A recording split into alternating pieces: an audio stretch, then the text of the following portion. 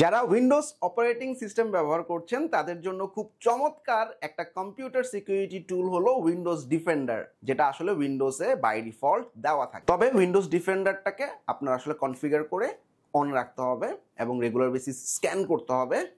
আসুন আমরা দেখিনি কিভাবে উইন্ডোজ ডিফেন্ডার ব্যবহার করে আমরা ভাইরাস বা ম্যালওয়্যার থেকে নিজেদেরকে প্রোটেক্টেড রাখবো। প্রথমে আমরা উইন্ডোজের সার্চ অপশনে যাব। সার্চ অপশনে গিয়ে ভাইরাস ওয়ার্ডটা লিখবো। আমরা দেখব ভাইরাস অ্যান্ড থ্রেট প্রোটেকশন নামে একটা অপশন দেখা যাচ্ছে। ক্লিক করলাম। এইবার একটু নিচের দিকে নামলে ভাইরাস অ্যান্ড থ্রেট প্রোটেকশনের সেটিংসে ম্যানেজ সেটিংস বাটনে ক্লিক করব। এরপর আমরা দেখতেছি যে রিয়েল টাইম প্রোটেকশন অফ করা আছে, এটাকে অন করে দিব। ইয়েস। ক্লাউড অন করে দিব।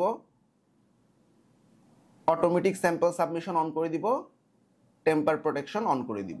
এবার ভাইরাস অ্যান্ড থ্রেট প্রোটেকশনে যদি আবার যাই তাহলে আমরা হাতে প্রথমেই দেখব কুইক স্ক্যান নামে একটা অপশন আছে। তো এটা আমার কম্পিউটারে থাকা সমস্ত ফাইলকে স্ক্যান করবে। প্রত্যেক সপ্তাহে আপনি এই স্ক্যানটা কন্টিনিউ করবেন। সবসময় উইন্ডোজ ডিফেন্ডারের প্রোটেক্টেড মোড অন রাখুন এবং সিকিউর থাকুন। Thank you.